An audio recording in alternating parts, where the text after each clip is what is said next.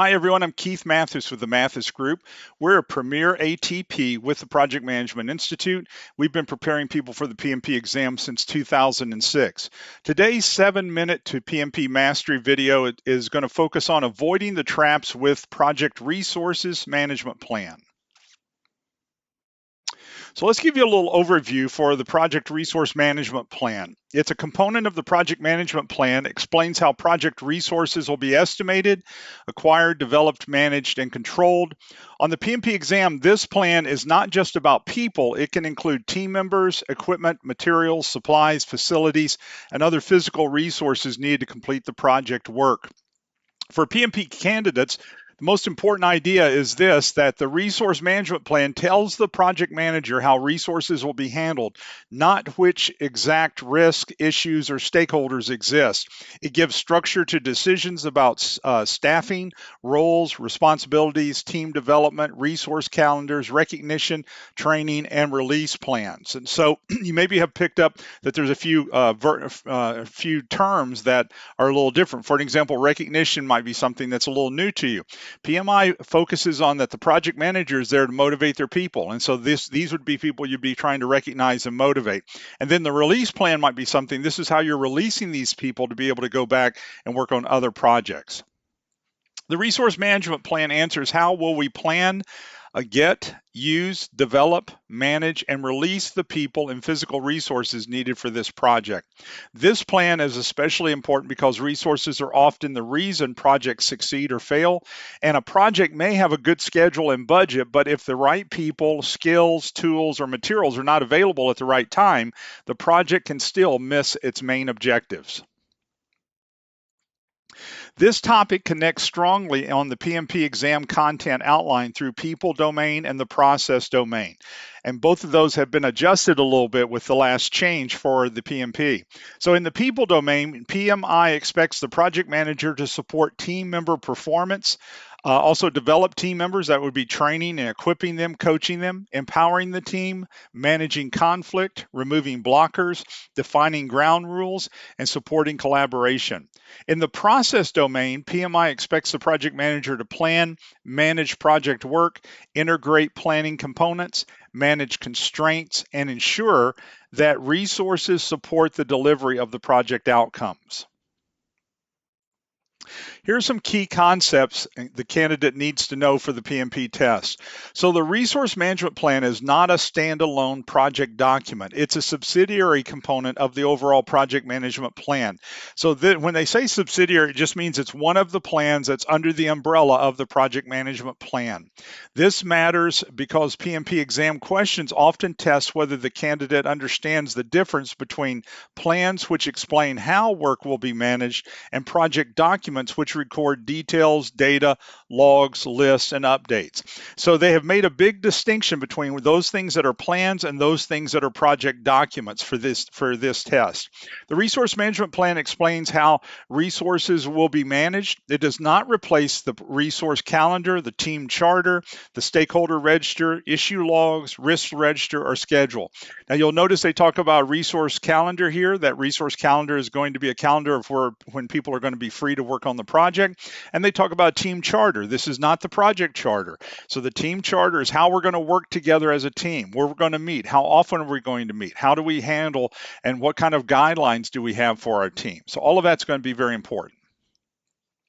It covers both human and physical resources. So a common exam trap is assuming that resource management plan only applies to the people. PMI uses the term resources very broadly on the PMP test right now. So you have project team members, subject matter experts, contractors, vendors, equipment, materials, software, tools, facilities, testing environments, specialized machines, machinery, shared organizational resources. All of this is looked at as being part of the resource management plan. So resource management plan versus the resource calendar. So the resource management plan is going to explain how resources will be planned and managed, covers acquisition of resources, guides development and releases of resources, focuses on the management approach. The resource calendar shows when resources are available. It tracks the availability of people, equipment. It helps with scheduling. It focuses on timing and availability. So let's talk about the exam trap. If the question asks, how should resources be managed, acquired, developed, or released, you're going to think resource management plan. But if that question brings in, when is this person, equipment, or team available, you're going to think resource calendar because it's going to be that specific. So let's get you ready for a PMP style question. So here's what we're looking at. So a project manager is leading a hybrid project to implement a new customer service platform. The project has a predictive rollout date because of a contractual commitment, but the development work is being completed by an agile team. 2 weeks before the system testing, the project manager learns that the only security architect assigned to the project has been reassigned by the functional manager to a higher priority operational issue.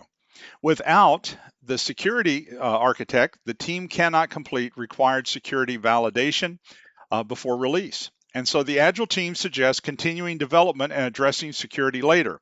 The functional manager says the architect may be available again in 3 weeks. The sponsor wants the project manager to just find someone else so the rollout date does not move. So, what should the project manager do first? A, replace the security architect with an available developer from the Agile team and continue toward the rollout date. B, review the resource management plan and resource calendar and assess the impact. Collaborate with the functional manager and team to identify options. C, submit a change request immediately to delay the rollout date by 3 weeks. Or D, escalate the functional manager's decision to the sponsor because the project has a contractual deadline. So pick out your answer and then let's look at these. All right, let's look at your answer. So your best answer is actually B. Review the resource management plan and resource calendar, assess the impact, collaborate with the functional manager and team to identify the options. This is the strongest PMP answer for this type of question because the project manager should first understand the approved approach for managing resources, confirm availability, assess the impact, and collaborate with the stakeholders who can help solve that problem. So this is very important for you to be able to understand. Now let's look at those other answers and what was wrong with them. So A, replace the security architect with an available developer from the Agile team, continue toward the rollout date. This is wrong because it assumes any available team member can perform specialized security work. And so that's what would rule this out. Look at C, submit a change request immediately to delay the rollout date by 3 weeks. This is that urgency that you'll feel on a lot of your test questions. This is usually not the best type of answer. Submitting some type of change request, escalating it to management, escalating it to the sponsor. So that's not really usually one of the best answers. And that's the same problem you're going to have with D. Escalate the functional manager's decision to the sponsor because you're taking it off of your out from under your authority and responsibility, and you're handing it to someone else. So PMI usually expects the project manager to collaborate, negotiate, assess before escalating. Going directly to the sponsor can damage relationships and may ignore established resource management procedures. So that's usually not your best answer. So I hope you catch that with this little test question that we've given you here. So as we come to a close with this, let me thank you so much for watching our video. I do virtual PMP exam prep boot camps every other month. I have the best guarantee in the world for you to be able to see this. And so we've been training people since 2006. I'd love to have you in one of our boot camps. If I can help you in any way, not only with exam prep boot camps, but with other project management training, contact me and let's see what we can do and see if we can help you a little bit. Thank you so much for watching the video. I wish you well. I hope you have a great week. Bye now.